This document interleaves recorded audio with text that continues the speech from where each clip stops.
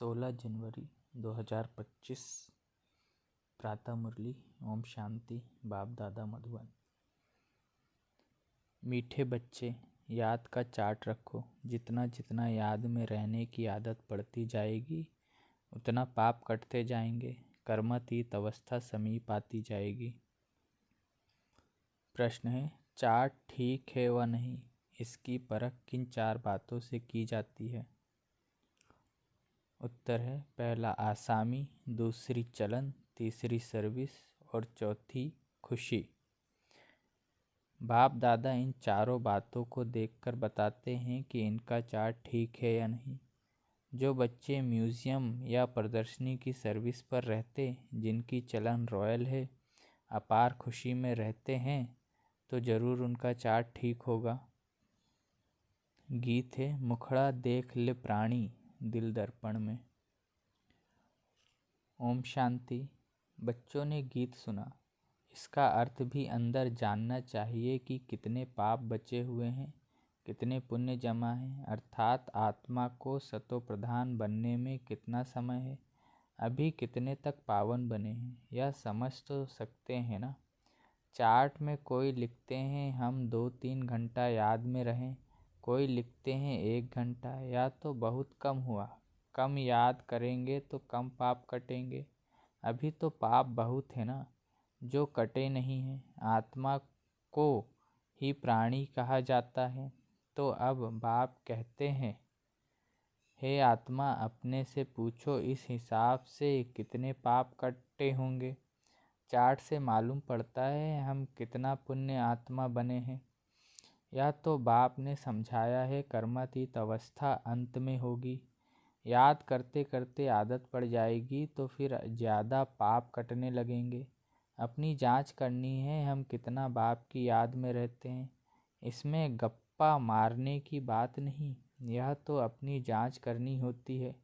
बाबा को अपना चार्ट लिख कर देंगे तो बाबा झट बताएंगे कि यह चार्ट ठीक है व नहीं।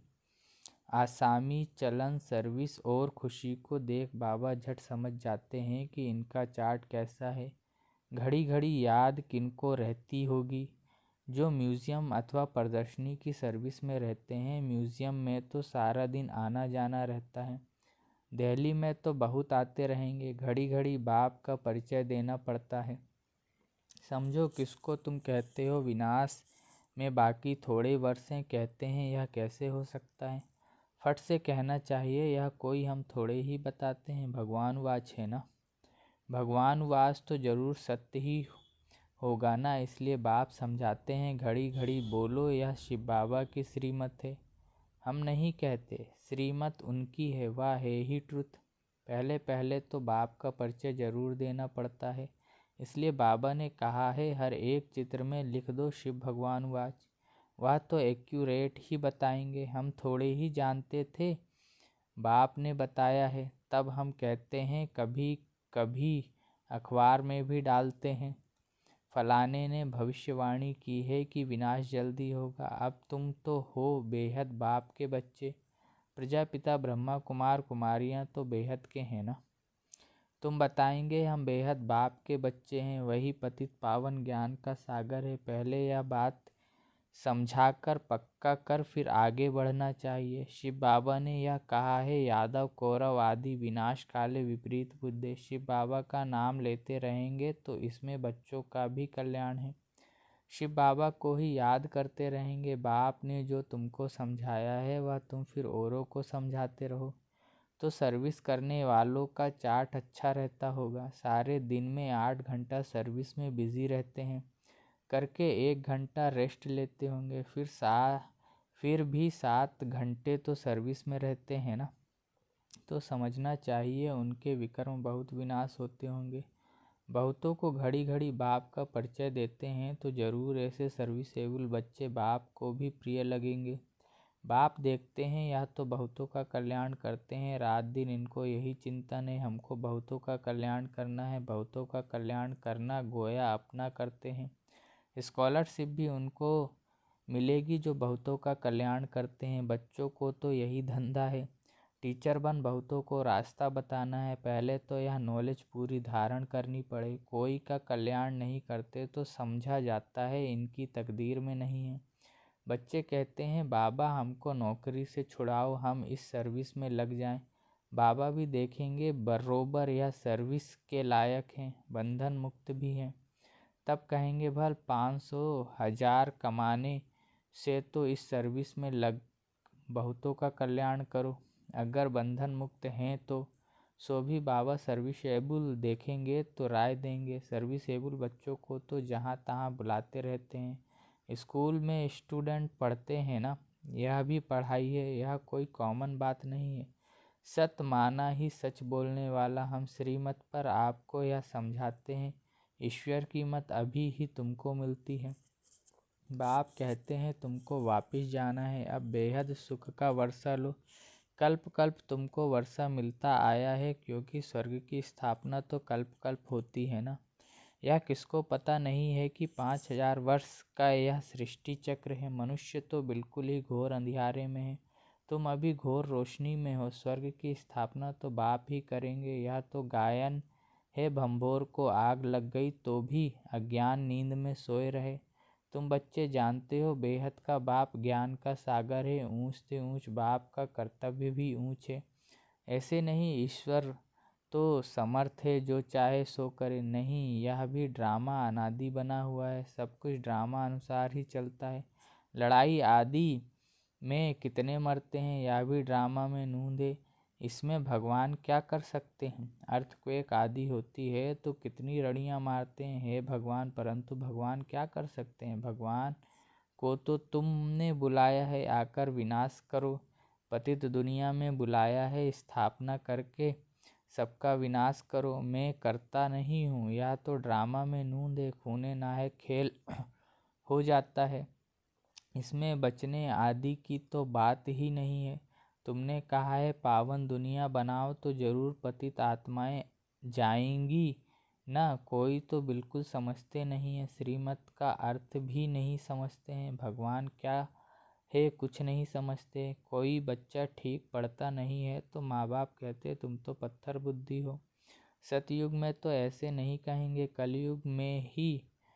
कलयुग में है ही पत्थर बुद्धि, पारस बुद्धि यहाँ कोई हो न सके। आजकल तो देखो मनुष्य क्या क्या करते रहते हैं, एक हार्ट निकाल दूसरी डाल देते हैं। अच्छा इतनी मेहनत कर यह किया, परंतु इससे फ़ायदा क्या। करके थोड़े दिन और जीतता रहेगा। बहुत रिद्धि सिद्धि सीख कर आते हैं, फ़ायदा तो कुछ भी नहीं। भगवान को याद ही इसलिए करते हैं हमको आकर पावन दुनिया का मालिक बनाओ। हम पतित दुनिया में रह बहुत दुखी हुए हैं। सतयुग में तो कोई बीमारी आदि दुख की बात होती नहीं। अभी बाप द्वारा तुम कितना ऊंच पद पाते हो। यहाँ भी मनुष्य पढ़ाई से ही ऊंच डिग्री पाते हैं, बड़े खुश रहते हैं। तुम बच्चे समझते हो या तो बाकी थोड़े रोज जिएंगे। पापों का बोझा तो सिर पर बहुत है, बहुत सजाएं खाएंगे। अपने को पतित तो कहते हैं ना, विकार में जाना पाप नहीं समझते। पाप आत्मा तो बनते हैं ना। कहते हैं गृहस्थ आश्रम तो अनादि चला आता है, समझाया जाता है सतयुग त्रेता में पवित्र गृहस्थ आश्रम था, पाप आत्माएं नहीं थे। यहाँ पाप आत्माएं हैं इसलिए दुखी हैं। यहाँ तो अल्पकाल का सुख है, बीमार हुआ यह मरा, मौत तो मुख खोलकर खड़ा है, अचानक हार्ट फेल हो जाते हैं। यहाँ है ही कागविष्टा समान सुख, वहाँ तो तुमको अथाह सुख है। तुम सारे विश्व के मालिक बनते हो, किसी भी प्रकार का दुख नहीं होगा, ना गर्मी ना ठंडी होगी, सदैव बहारी मौसम होगा। तत्व भी ऑर्डर में रहते हैं। स्वर्ग तो स्वर्ग ही है, रात दिन का फर्क है। तुम स्वर्ग की स्थापना करने के लिए ही बाप को बुलाते हो, आकर पावन दुनिया स्थापन करो, हमको पावन बनाओ।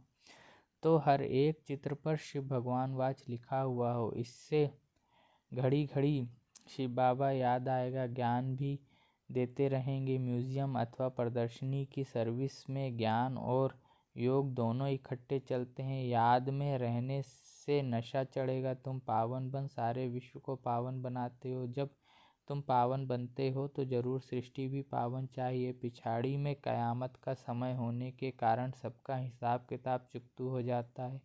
हमारे लिए हमको नई सृष्टि का उद्घाटन करना पड़ तुम्हारे लिए हमको नई सृष्टि का उद्घाटन करना पड़ता है, फिर ब्रांचेस खोलते रहते हैं।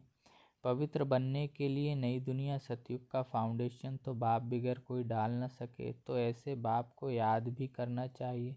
तुम म्यूजियम आदि का उद्घाटन बड़े आदमियों से कराते हो तो आवाज़ होगा, मनुष्य समझेंगे यहाँ यह भी आते हैं। कोई कहते हैं तुम लिख कर दो, हम बोलेंगे वह भी रॉन्ग हो गया, अच्छी रीति समझ कर बोलें। ओरली तो बहुत अच्छा है, कोई तो लिखत पढ़कर सुनाते हैं जिससे एक्यूरेट हो। तुम बच्चों को तो ओरली समझाना है, तुम्हारी आत्मा में सारी नॉलेज है ना, फिर तुम औरों को देते हो। प्रजा वृद्धि को पाती रहती है, आदमशुमारी भी बढ़ती जाती है ना, सब चीज़ें बढ़ती रहती हैं। झाड़ सारा जड़जड़ीभूत हो गया है, जो अपने धर्म वाले होंगे वह निकल आएंगे। नंबर वार तो है ना, सब एक रस नहीं पढ़ सकते हैं, कोई 100 से 1 मार्क भी उठाने वाले हैं। थोड़ा भी सुन लिया, 1 मार्क मिली तो स्वर्ग में आ जाएगा। यह है बेहद की पढ़ाई, जो बेहद का बाप ही पढ़ाते हैं। जो इस धर्म के होंगे वह निकल आएंगे। पहले तो सबको मुक्ति धाम अपने घर जाना है, फिर नंबर वार आते रहेंगे। कोई तो त्रेता के अंत तक भी आएंगे। भल ब्राह्मण बनते हैं, लेकिन सभी ब्राह्मण कोई सतयुग में नहीं आते, त्रेता अंत तक आएंगे। यह समझने की बातें हैं। बाबा जानते हैं राजधानी स्थापन हो रही है, सब एक रस हो नहीं सकते।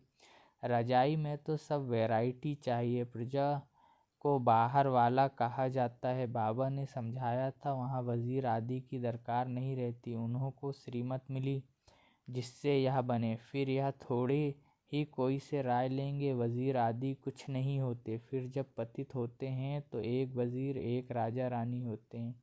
अभी तो कितने वजीर हैं, यहाँ तो पंचायती राज है ना। एक की मत ना मिले दूसरे से, एक से दोस्ती रखो, समझाओ काम कर देंगे।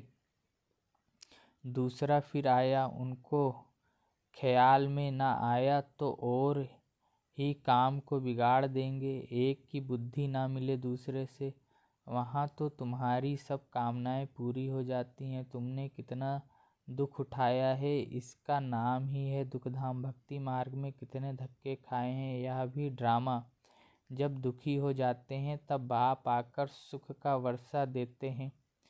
बाप ने तुम्हारी बुद्धि कितनी खोल दी है। मनुष्य तो कह देते साहूकारों के लिए स्वर्ग है, गरीब नर्क में है। तुम यथार्थ रीति जानते हो स्वर्ग किसको कहा जाता है। सतयुग में थोड़े ही कोई रहमदिल कह बुलाएंगे, यहाँ बुलाते हैं रहम करो, लिबरेट करो। बाप ही सबको शांति धाम सुख धाम ले जाते हैं। अज्ञान काल में तुम भी कुछ नहीं जानते थे। जो नंबर 1 तमो प्रधान, वही फिर नंबर 1 सतो प्रधान बनते हैं। यह अपनी बड़ाई नहीं करते हैं, बड़ाई तो एक की ही है। लक्ष्मी नारायण को भी ऐसा बनाने वाला तो वह है ना।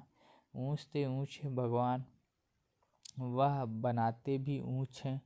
बाबा जानते हैं सब तो ऊँच नहीं बनेंगे, फिर भी पुरुषार्थ करना पड़े। यहाँ तुम आते ही हो नर से नारायण बनने। कहते हैं बाबा हम तो स्वर्ग की बादशाही लेंगे, हम सत्यनारायण की सच्ची कथा सुनने आए हैं। बाबा कहते हैं अच्छा तेरे मुख में गुलाब, मेहनत करो। सब तो लक्ष्मी नारायण नहीं बनेंगे। यह राजधानी स्थापन हो रही है राजाई घराने में, प्रजा घराने में। चाहिए तो बहुत न आश्चर्यवन सुनंती कथंती फारकती देवंती, फिर वापिस भी आ जाते हैं। जो बच्चे अपनी कुछ ना कुछ उन्नति करते हैं तो चढ़ पड़ते हैं, सरेंडर होते ही हैं गरीब। देह सहित और कोई भी याद ना रहे, बड़ी मंजिल है। अगर संबंध जुटा हुआ होगा तो वह याद जरूर पड़ेगा। बाप को क्या याद पड़ेगा, सारा दिन बेहद में ही बुद्धि रहती है, कितनी मेहनत करनी पड़ती है। बाप कहते हैं मेरे बच्चों में भी उत्तम मध्यम कनिष्ठ हैं। दूसरे कोई आते हैं तो भी समझते हैं यह पतित दुनिया के हैं, फिर भी यज्ञ की सर्विस करते हैं तो रिगार्ड देना पड़ता है। बाप युक्तिबाज तो है ना, नहीं तो यह tower of silence holiest of Holi tower है।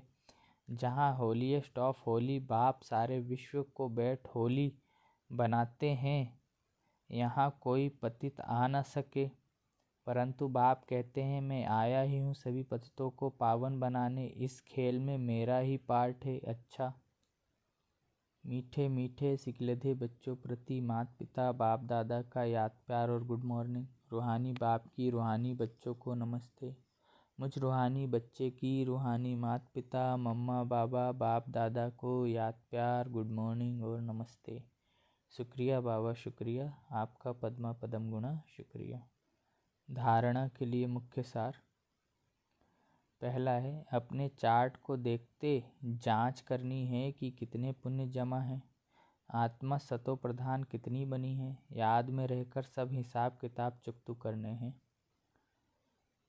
दूसरा है, स्कॉलरशिप लेने के लिए सर्विसेबल बन बहुतों का कल्याण करना है, बाप का प्रिय बनना है, टीचर बन बहुतों को रास्ता बताना है।